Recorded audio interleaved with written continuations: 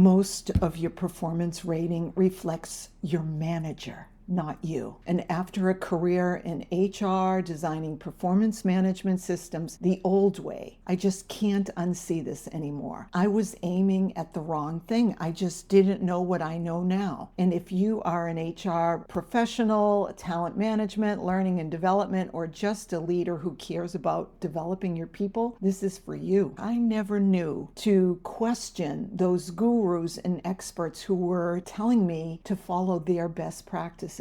And today, Tom Palmer and we're going to talk about worldview paradigms. Not those kind of weird, oh, you need a paradigm shift kind, but the more silent, invisible kind. Those hidden assumptions that actually source how we're thinking and how we develop our people. Tom and I both learned a non-traditional theory of change from the late Carol Sanford, and we realized that our people deserve better than what we were giving them previously. So I'm going to share some of the frameworks that really shifted, disrupted my thinking, along with what I think about bell curves now and the use of using them. Tom will share how he still sees these patterns running out in organizations and maybe even in himself. And if any of this conversation matters to you, really helps other people find it too. I think you and I, with these recordings, are trying to preserve while preserving the essence of the work. How do we magnetize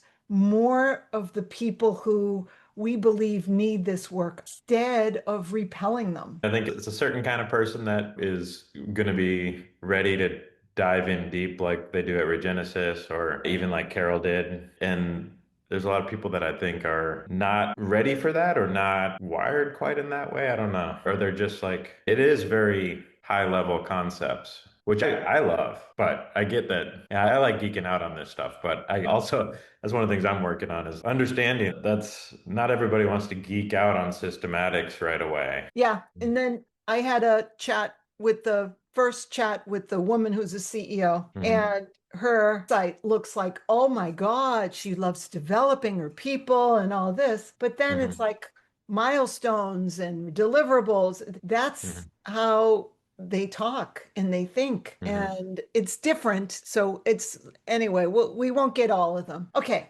Yeah. So let's try it with this one. And I'll say this, and I might show 2 1-minute video clips Okay. as I think about what I'd like to do. And I'll invite you to think about like how paradigms affected you. Yeah. And I'm going to share my story that is the real story of how I assessed my own work. And then from there, I went, oh, okay, wow, this is disruptive. I did this with Carol a cat.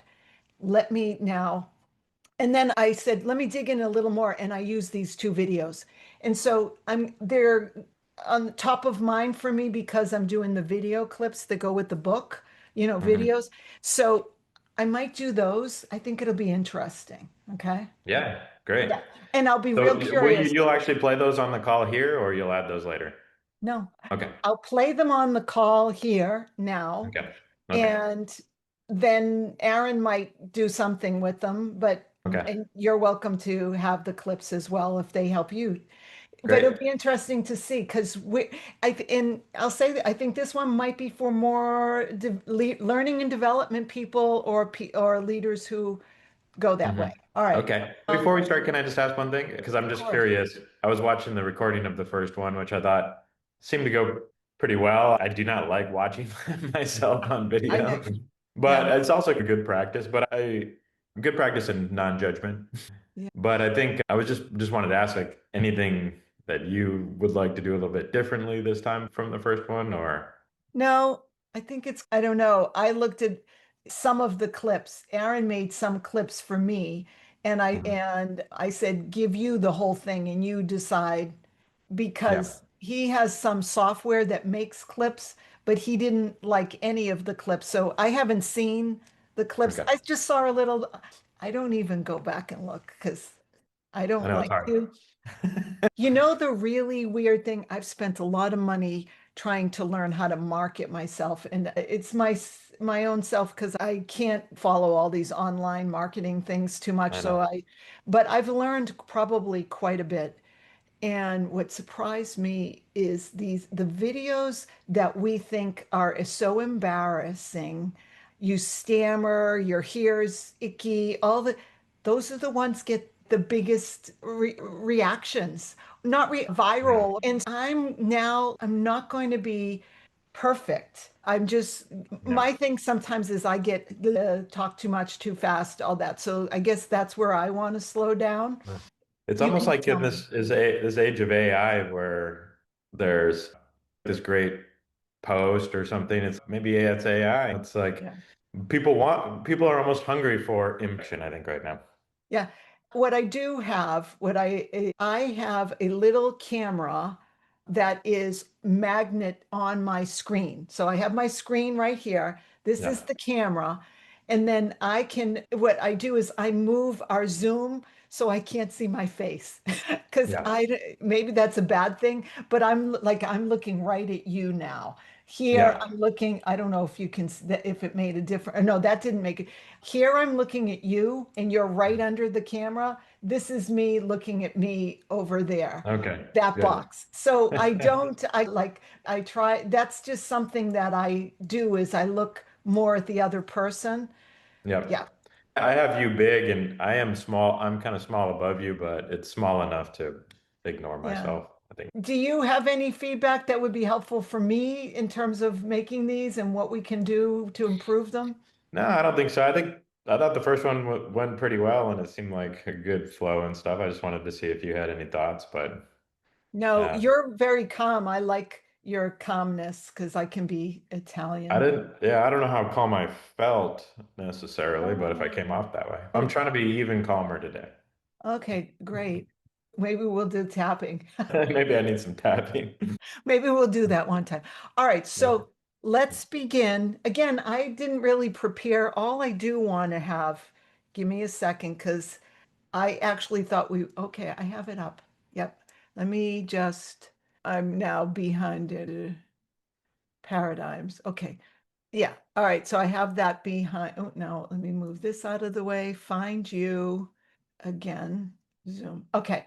So I'm looking at you, and then behind you, I have some slides from that I'm making, and I'll just explain that. But Okay. there are some, no, of course. Yeah, there are two that I think are relevant to my story. And so I'll be Yeah. curious to see, because I think it goes with development, how we did it ourselves. So, Right. ready? Three, two, one. After how long we just chatted, and now we're beginning. Tom, welcome back. It's great to see you, and I'm glad you're willing to go on this journey and share your experience, my experience, how we've both come from learning and development backgrounds, still in that area. And today we're going to talk about the second myth that I have in the book. And this one is around paradigms, and we're going to be talking about paradigm mastery. I would like to share the insights, the ahas, the mental and emotional disruptions that I got along the way. And I'd love to hear your story because you've been in this work for quite a while now. Love to hear your story too about what the paradigms did for you. Any reactions on that? Yeah. First off, great to be back with you today, Janet. Thanks for having me. Yeah, so the thing around paradigms, I mean, I think when I was first introduced to Carol Sanford's work, which we've talked about, we both have in common, working with Carol, and I think I had some understanding of paradigms in the world of organizational development and learning and development. It's there, Yep. but I think really what shifted for me was seeing or seeing paradigms through the lens of a framework as an instrument to self-reflect on our own thinking, right? And really the understanding too that you might be introduced to the idea of a new paradigm, but it's not that simple in terms of actually shifting your world to another paradigm, right? So I think gaining a little bit of literacy around paradigms, but also learning to see it as a continuous practice because for me, I can see certain parents that have been very influential in my thinking in my work for a long time. In the world of learning and development, behavioral paradigm is very prominent. And once you learn to see it, you start to see it everywhere. And it's interesting too, right? Because that's a paradigm that's been challenged for a very long time as well. And but it's to see how it's still very dominant in many ways and still much is focused on controlling people's behavior or being able to predict their behavior. So I see that all the time in my client work. Often I'll go into an organization and there's a lot of that type of thinking around learning and development. What's the behavior that we need to focus on, and how do we get people there? Yeah. And I'll be honest, like it's very easy to get sucked in to that kind of thinking as well, right? And so I may be exposed to other paradigms and even actively working on developing into other paradigms for many years, and still it's easy to collapse back down into that. So I think that's one of the big learnings for me is uh, don't underestimate how difficult it is to actually shift your worldview and how those old patterns can pop back up. Without us knowing. You're Yeah, so right. Whether it's parenting or yeah. grandparenting in my Especially case. parenting. Yes, Yeah. especially parenting. I was talking to someone earlier today recommending Carol Sanford's book, No More Gold Stars. And I remember putting gold stars on a chart for my kid. And so, very behavioralist. I Mhm. remember early on in my career, fortunately, this was several decades ago, saying the words, I don't care what they think. I only care what they do at work. Yeah. And now, this chapter on paradigm mastery, and what we're going to cover today is the myth that if we can change the behavior, that there's going to be some transformation here. And I think that, and I'd like to be able to share my story of how it was, because now how I've shifted that, right? Because that's how I used to think. What I realized is that we didn't share the framework. I'm wondering if that would be really helpful just to share for folks the framework that I'm going through, that we're referring to, or Mhm. one of them. So Yeah, I think for me, frame has have helped me really be able to see and think about this. So I think that'd be a good idea. it's such an important thing that it's helping us think together. Now, this has a lot of words on it, but this is my edited version, just slightly tweaked to make it more accessible to the work of Carol Sanford's. And where we have the extract value is, and I think what I will, curious to hear your reaction to this, but all of these, as you go up the level, the next level up is trying to repair the damage of the one below it. They all added value and they're all needed. So if you're at the top, you're doing something at the bottom. So extract value basically means, can I make some money off of this? And in some the downside is it could mean no matter how you do it, right? It's just I want to make money for myself. The next level up that I think is trying to say, wait a minute, extracting value, that's not that positive. That's not a value that I want to keep. How do we plug the hole and fix that problem? So I find it to be very reactive, plug the hole. It's for me, Carol called this arrest disorder. And what I've changed it to, you're reacting to the problem, but you're just delaying the damage. You're kicking the can down the road. The next level up is do good. I spent decades there. Very well intended, emotional intelligence and team building, ropes courses, noogies on the head. Let's all be a good team member, psychological safety. Now, these, I believe, all get better the higher we go up, but that's what I aimed at. And now I've written an article that says, if you aim there, you're leaving money on the table. Because if that's where you get, there's another level. And that's how do we evolve the inherent potential of not only myself and our team, but the customers, the whole system, the ecosystem. That's how I understand it. And so I wanted anyone who's watching this to hear a shortened version. Tom, what would you add or change or react to this, given your understanding?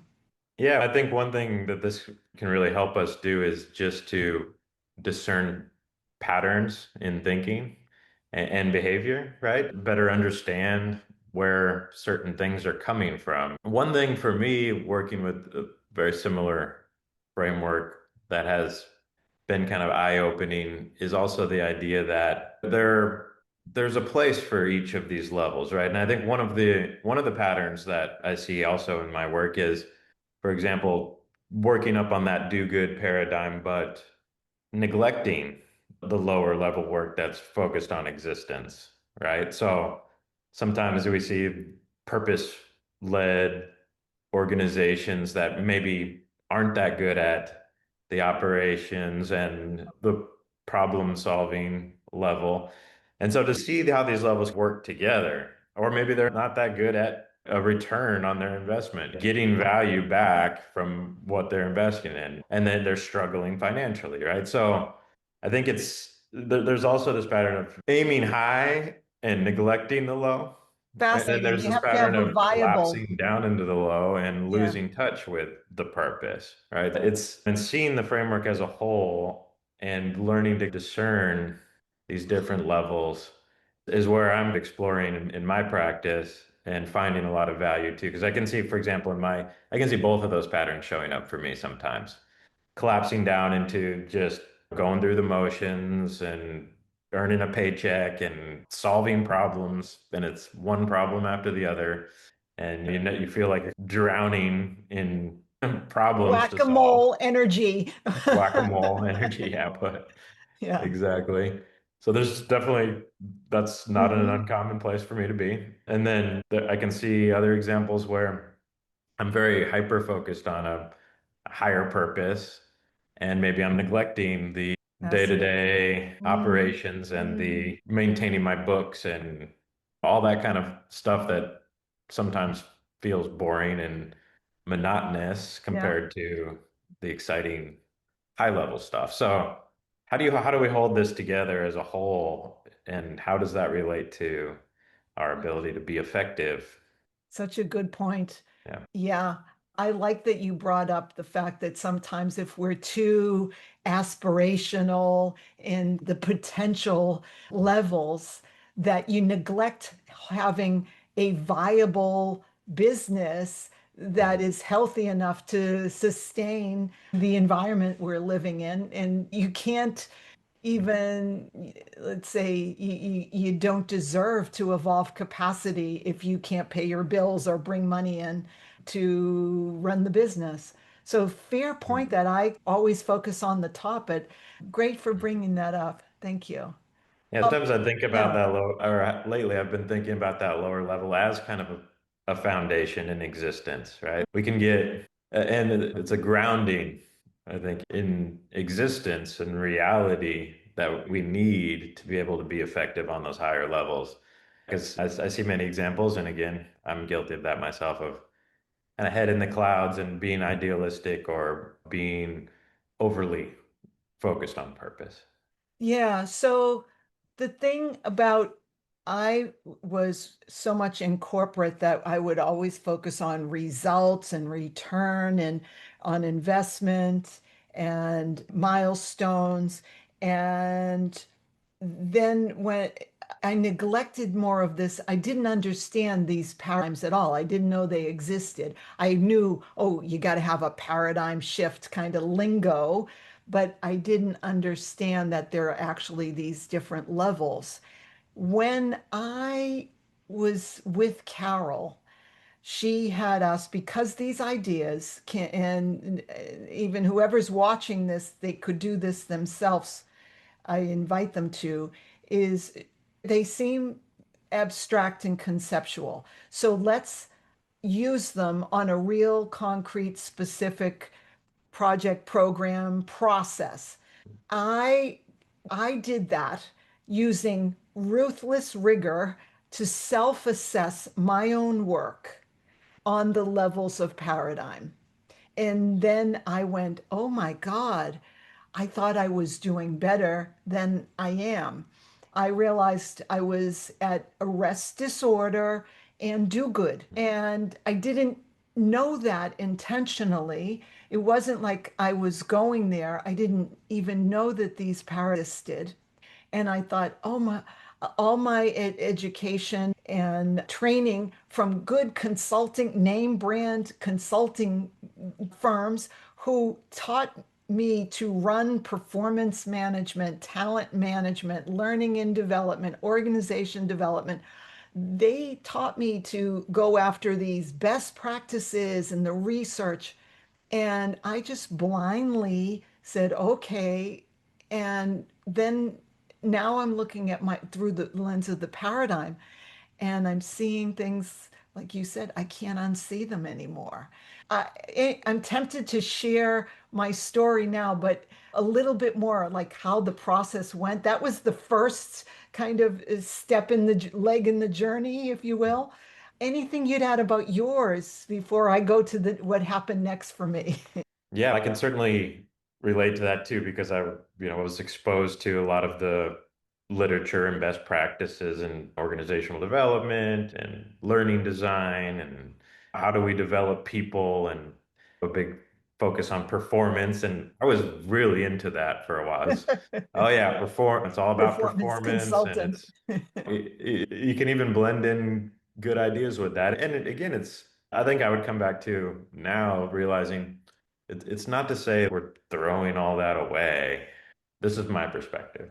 It's more of kind of an integral perspective, which is that we're not, there's also a danger of throwing the baby out with the bathwater, I think, and going too far in the other direction where it's like, no, everybody's going to do their own thing and we're not going to tell them, not going to give them any direction. We're not going to give them any guidance, or let's just support them. They can make their own decisions.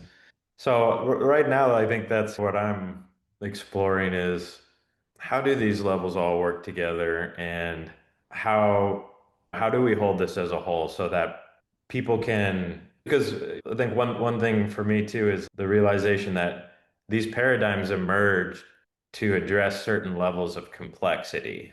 So there's a whole history to these too that we could really go into, because understanding where they came from, right? The kind of those lower level paradigms emerging in the Industrial Revolution when we're training people to work in factories, and then as history progresses and things become more and more complex and we reach the limits of those paradigms and we need a new way of thinking in order to be able to manage a new level of complexity.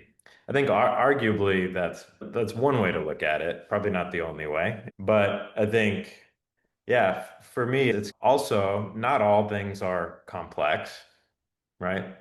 There, and I think you can overuse complexity Fair. thinking. Some Yeah. some things are technical puzzles to solve, and there is a Hmm. solution. And I think working, in my experience, working with a lot of different organizations, a lot of different roles, and designing a lot of training programs for different roles, that's I've been trying to bring this back into a real practical, grounded world where sometimes people have certain things they need to do, and sometimes there is a kind of a more or less right way to do that. And sometimes it's a dangerous job, and people need Safety, risk direction. management, GM Yeah, practices, yeah, protocols, science, healthcare. yeah. Absolutely. So I, how do we yeah. reconcile that fact with the need to liberate people from some of these systems that are dehumanizing and develop their capacity to be more self-directed and think for themselves and not just treating people like machines to be programmed.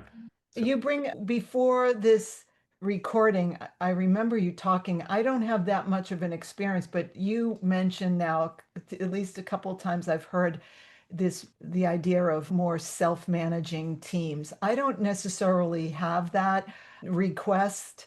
And I guess what I'm gleaning from you is that managers who want to do good and be a good manager in these modern times, they think a managing team is the way to go. Yet you can't just delegate the work to them if they don't have the capabilities to be able in the discernment and critical thinking, systems thinking, to be able to think for themselves real time on the job. Is that a fair statement? yeah, absolutely. And a lot of that comes straight from Carol Sanford for me. When I first started working with her, I was really excited about this movement of self-managing organizations and flattening hierarchies and doing away with with managers. And there was a big movement at that time. Frederick Laloux published this book called Reinventing Yeah, Organizations. And yeah, I was really excited about that. And yeah, then Carol really disrupted my thinking around that, and she has had some very interesting criticisms about that whole movement. And I think she talked about functional hierarchies, and she talked a lot about building the capabilities that people need to be self-directing, and seeing it more than just changing the structure of the system to liberate people right, right. from being Jumping on the directed. bandwagon Yeah. without So building yeah, the that's self. definitely a Yeah. space I've been very interested in, and I think a lot of those experiments in flattening hierarchies, not all of them, but a lot of them failed, and the movement struggled to Right. get traction. Holacracy and Yeah. the Zappos movement. And she would say it Yeah. was because they didn't build the inner capabilities to sustain. Exactly. Yeah. Exactly. So I think that's in it because I personally, I do believe that there's a lot of potential Yeah. in building more self-managing organizations or self-managing ways of working that don't rely on controlling people's behavior and manipulating people with Mhm. extrinsic rewards. And I think there's a higher level of potential for human beings to work in more self-determined ways and think for themselves on higher levels. And that's how we get to more creative, innovative organizations. But yeah, back to the capability gap. We can't just release people Yeah. to think for themselves if they haven't developed the capability to think for themselves. And I'll tie that back to paradigms, and I'll maybe loop back to your story because I think learning to think about where our thinking is coming from, to see it and see those paradigms and understand where that some of that stuff is coming, that's a fundamental part of unlearning those Yeah. patterns. Yes, a lot of Yeah. unlearning. Yeah. Yeah. So I want to share a little bit because it's almost like you don't know what you don't know. Unconscious income, I think was a framework Mhm. I remember. And so if we could, I'm going to share my screen and share a couple of these are salient to me right now because I'm creating a video course to go with the book that introduces it. So I have them up somewhere. Hold on. I'll share. Okay. I think that. So one of them that I'll just jump through a few pictures like this one. We don't know what we can't see. And can you see here in this picture the hidden baby? The hidden baby. No. Oh, yes, now I see it. Yeah. So this I is started that's with the how foot. and you see that. So these are the things that I find that our paradigms are hidden, and we have to really find ways. And then once we find those ways, we can use those levels of paradigm to see where we're thinking from. Here's another one that I use a visual of the rhinosaur who sees the world because he has a horn in front of it, in between his eyes. He sees the world as always having a horn.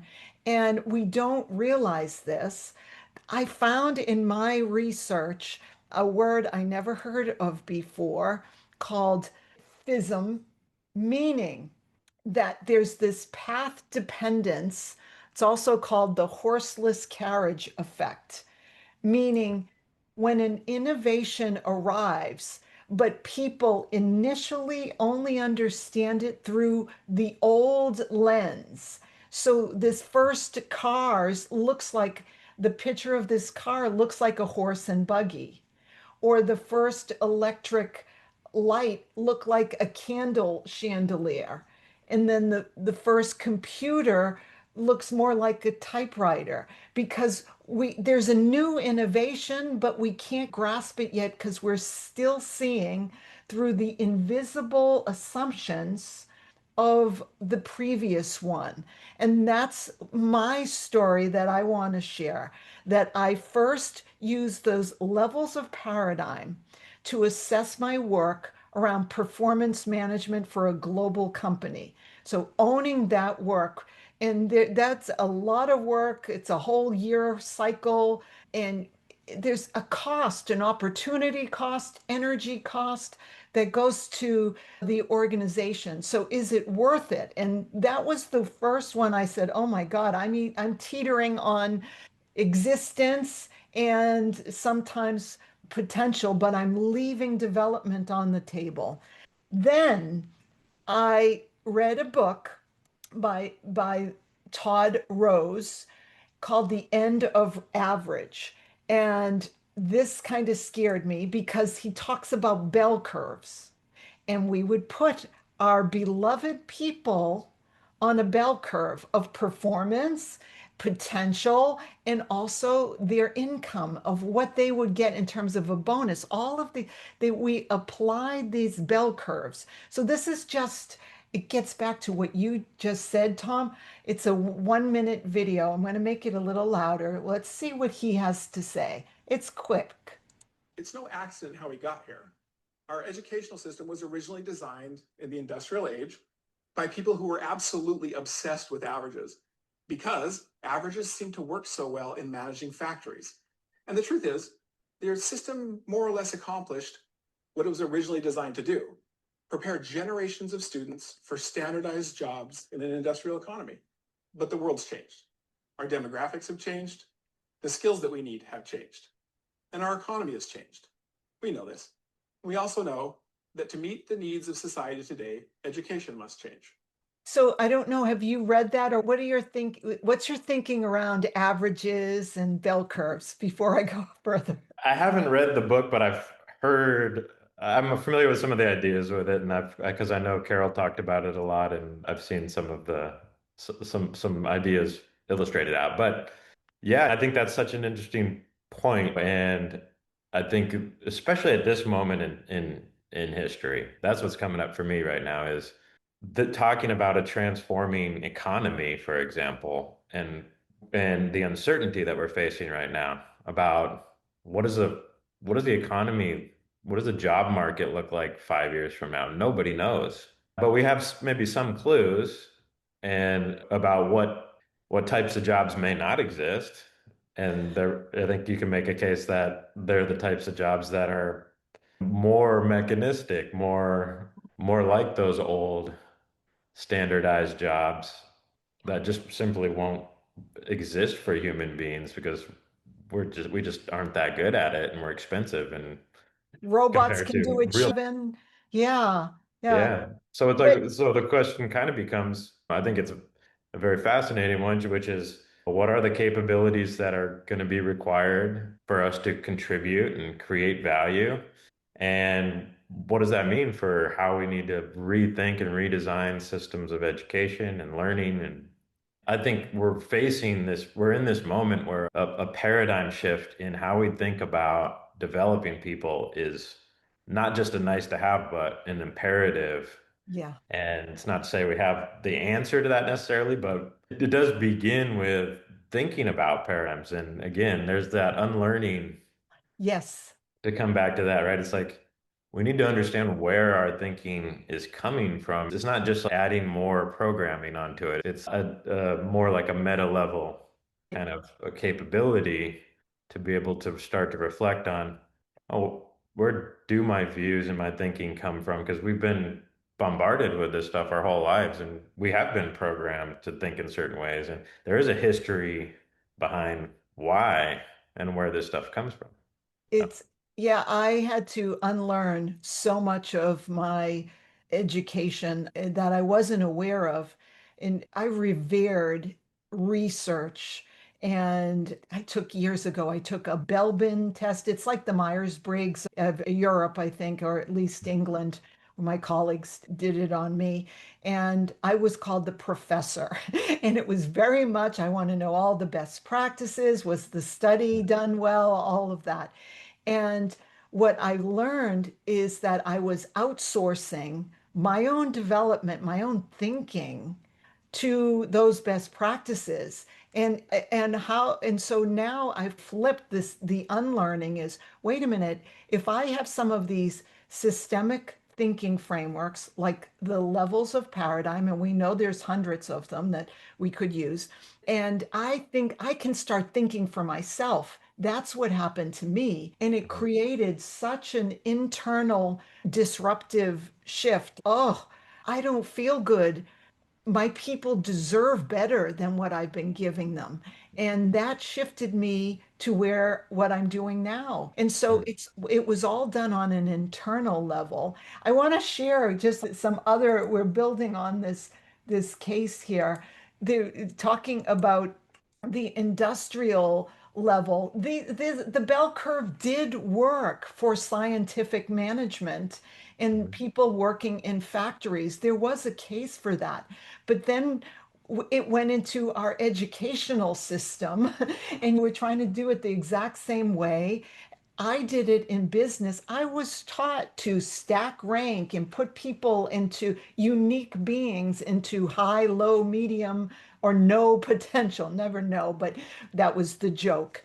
And then it even went into intellect, the body, putting people's intellect on a bell curve or their body size on a bell curve. So all these things I started questioning in building my own punto de vista, point of view around, wait a minute, I don't need to outsource the thinking. I need to think for myself and imagine if we can do this with others. Now, I told you my work was looking at all of this was when I was assessing that I own talent management, succession planning, performance management. Here is a little bit longer video, maybe 2 minutes. And then this is my last video I want to share. But this really got me questioning a lot of what I was doing. So this is by Buckingham. He's written a number of books. This was around his book, Nine Lies About Work. And he's going to talk about performance management and feedback and ratings. I owned that. I designed it, would redesign it. Every company I worked with, I played a role in this. And this shocked my world. I had to unlearn a lot. So let's hear what Marcus Buckingham says. You any good? 8% is the other 5 questions in strategic thinking. So they cluster together. 8% of it is my rate of perspective on you. Am I your boss? Am I your peer? Am I your direct report? So 8% is explained by which one of those I am. 13% is what's called measurement error. And 54% of them are idiosyncratic rater effects. What does that mean? That means that when I rate you on anything, Chris, there's a pattern to my rating. I might be a very broad rater using the whole scale. I might be a tight little rater, casted in the middle. I might be a very lenient rater, moving all the way to the right. 5, 4, 5, 5, 5, 4, 5. I might be a super tough rater because I'm just tough. 3, 2, 3. There's an idiosyncratic pattern to my rating. You with me? When I then rate Tom, the pattern should change because I'm looking at a different human. When I then rate Mark, pattern should change again because I'm looking at a different human. It doesn't change. My pattern moves with me. My idiosyncratic pattern of rating moves with me. At least 54% of my rating of you is a function of me, not you. That's a problem because we pay you as though my rating of you reflects you, and it doesn't, it reflects me. This was really annoying to a lot of people, so they tried to get rid of the effect by making definitions of all these competencies ever more detailed and anchoring the scale 5, 4, 3, 2, 1 ever more behaviorally, so that we could get rid of this effect. And as a result of making the rating systems and the 360 systems even more detailed, the effect went up. So today, if you took the biggest studies of this kind and you said basically how much, not one study, but lots of studies, how much of my rating of you reflects you versus me, you could hang your mortgage on this number. 61 to 62% of my rating of Chris reflects me, not Chris. Yeah, that's a problem, guys. This effect is big and it's enduring. You can't get rid of it. Human beings are not objective. Human beings are not God. We do not look down and go, strategic thinking. I'm the perfect rater. That you're a 5. Okay, we're not that. We'll never be that. We are unconsciously biased, and I don't mean biased in terms of race and gender and age. I mean we are biased in terms of the idiosyncratic pattern of our rating. It moves with us, and you can't get rid of it. That was my journey around kind of lifting up and looking under the hood, starting with assessing using the levels of paradigm and not being happy with that, then reading No More Averages. And there's a few, anyone can look on YouTube and see some more videos by Todd Rose. And then seeing Marcus Buckingham talk about this idiosyncratic rating effect. And it shocked my world. It's like a child saying, there's no Santa Claus. It was a paradigm shift. What are your thoughts, Tom? I'm curious to hear more about that. So when your world was rocked in that way, Yeah. what was that experience like for you, and how did you navigate through that?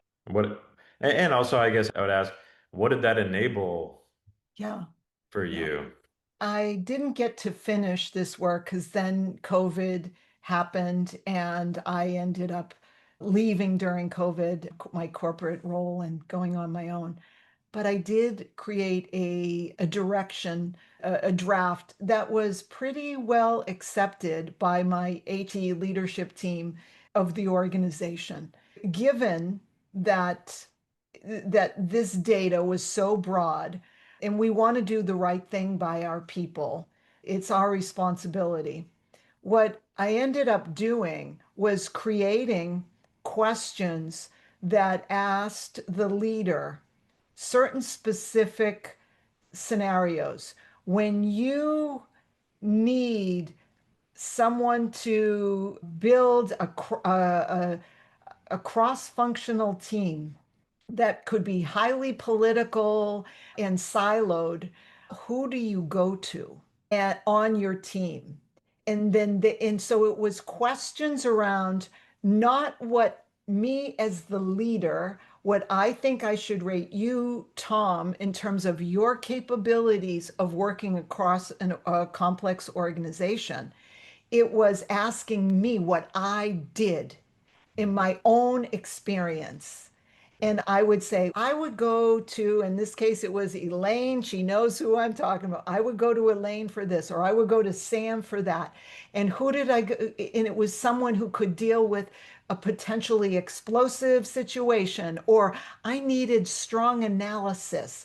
These were the certain questions, like the capabilities that we were looking for in an organization. And you can name what is needed to get the job done, what your department does, and then saying, who do you go to get that done?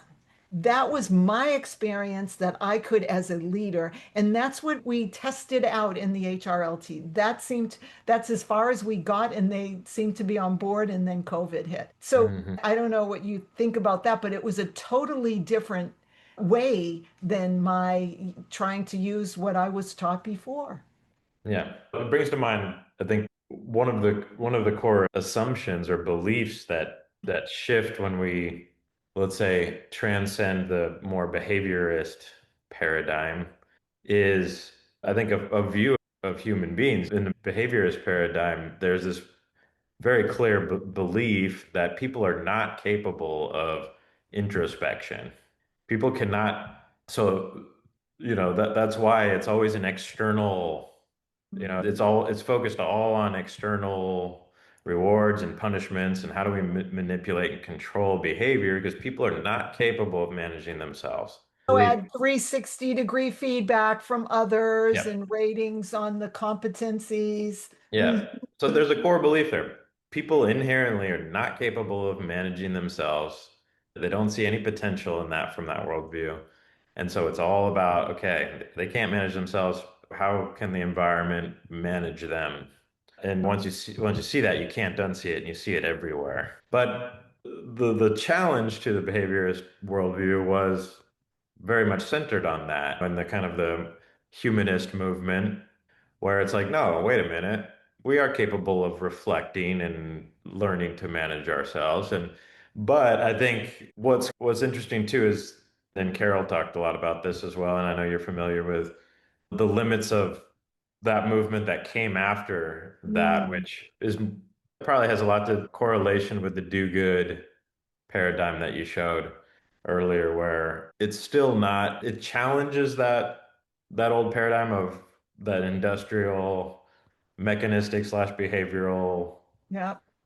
those lower paradigms that look to control us and treat us like machines, but it's still not necessarily focused on developing that Right. self-managing capability, right? And I think that's the blind spot for a lot of organizations that are interested in transcending more mechanistic ways of working or behavioral ways of managing people, back to the struggles with building self-managing organizations. And it's like we assume that people have that capability. We challenge the behaviorist view that we don't. But I think what's missing is we have the potential for that capability, but it has to be developed. Yeah. Capacity. Yeah, that Yeah. that do good level that I worked in. And Mhm. so I rejected and realized I don't want to extract value and just the world isn't just a linear ABC, it's more jagged. And so we need people who can keep their knees bent and be more adaptable. So I tried to move up, and where I landed for the most of my career was on this do good. And it's like Myers-Briggs and colors and team building, all of these fun activities. And we would try to do dialogue and other types of giving feedback.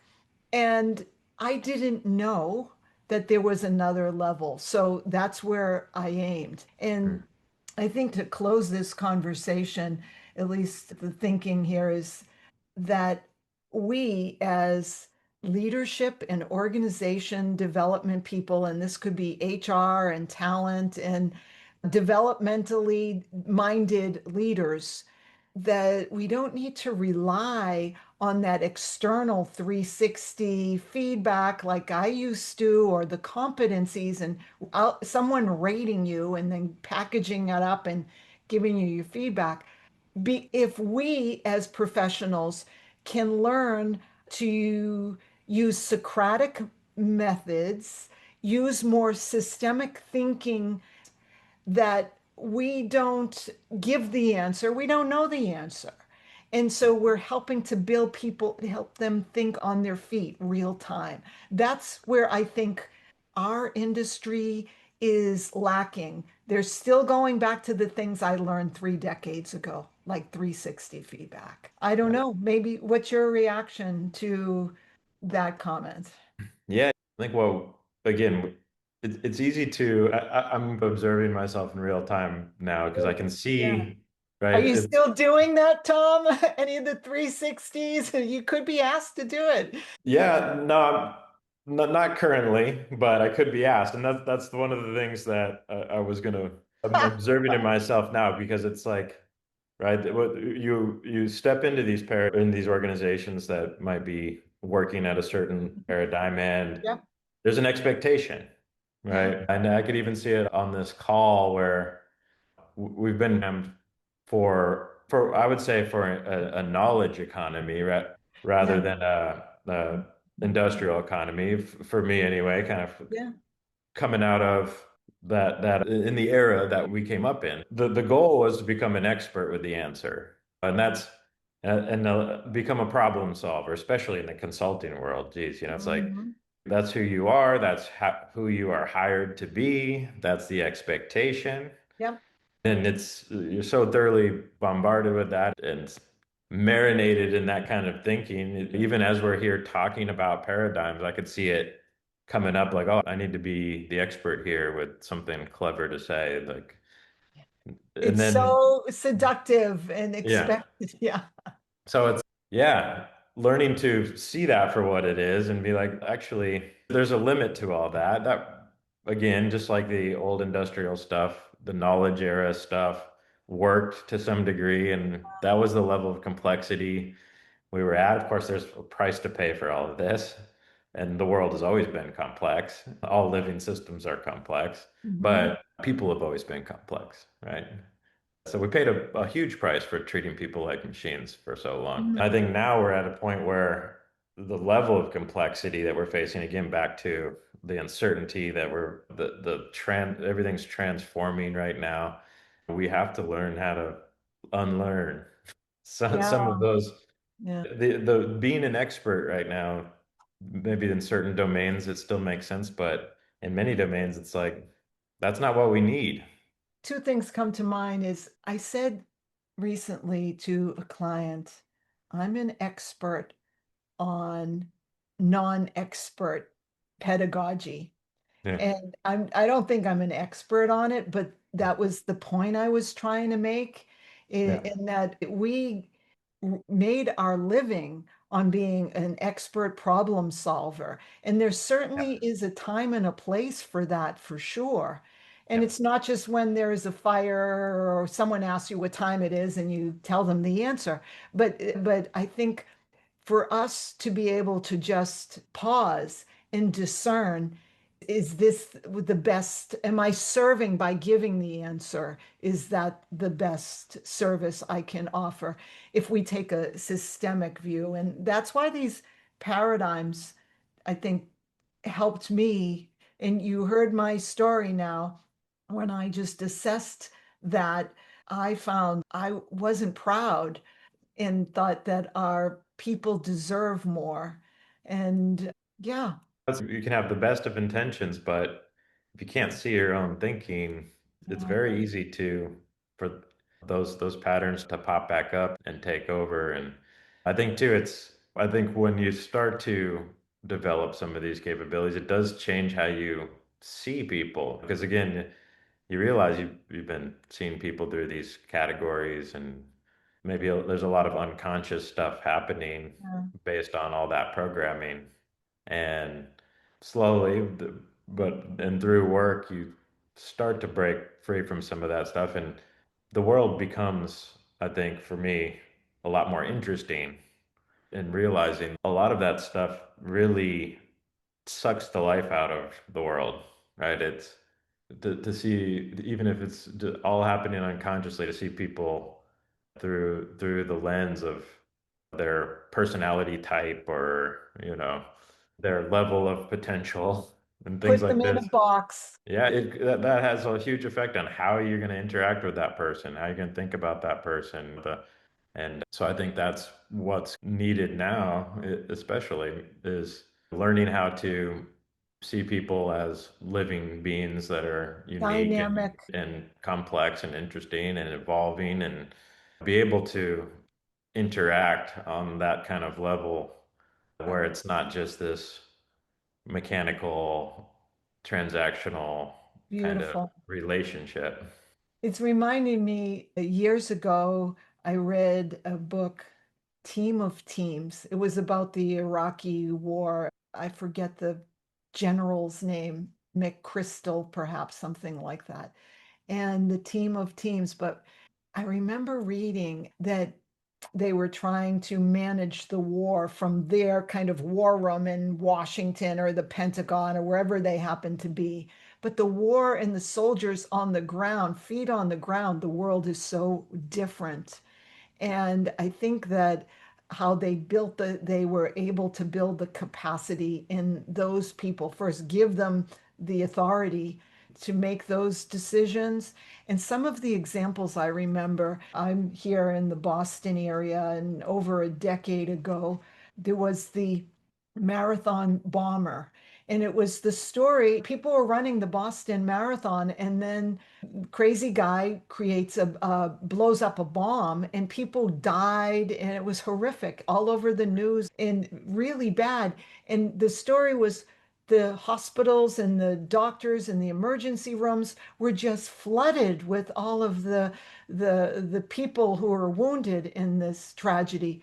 There was no playbook on how to, oh, what page do I go to when there is a Boston Marathon bombing? And then the Mm. other example he gave was this like gory, so I still remember it.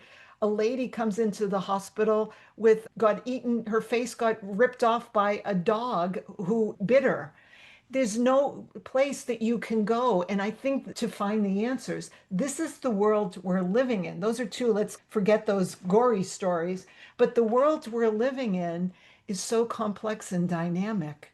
How do we build the capability to make the right decisions when there's no Excel spreadsheet in standard operating practice to go refer to? Yeah, it's such a great point. What we're talking about here, I don't think it's not, oh, this would be nice to do this stuff, and maybe we make work a little more Fun. comfortable or Yeah. whatever. That's not what we're talking about here. We're talking about like I think an evolutionary imperative, Beautiful. because the old ways are not going to work anymore. That much I think we can be fairly certain about. Things are changing too quickly. There's too much Mhm. complexity. We don't have these clearly laid out roadmaps and career paths and things that we can just follow. And we don't have this whole economy of experts that with answers that we can just hire Mm. to solve all our problems, and at least to a significant degree, right? It's not to say that Yeah. I was again, gonna say they there's not do, sometimes you can hire them, but that doesn't mean that their recommendations are going in strategy is going to be implemented. yeah.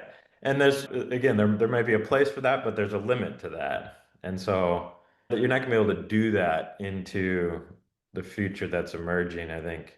Right now, the capability to manage that complexity and the capacity to manage ourselves, because again, I haven't read the Team of Teams, but it sounds like that does focus on the being able to self-manage in a complex environment and why that's essential. Because again, if everything's changing so fast, you need that capacity on the front line to be able Exactly. to Mhm. adapt to those Mhm. changes and make sense of things and innovate. And if it's coming from on high in a place that's disconnected from the front line, and Yeah. there's that separation and there's not that understanding of happening there. It is a great book because he was talking about, wait a minute, we're such a great, strong military, and these little cells that have far less resources and uniforms and all the, how are they beating us at our own game?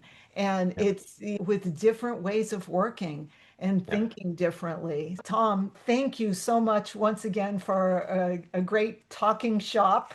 This one on paradigms, it's certainly near and dear and close to my heart because it changed so much of how I think and how I work.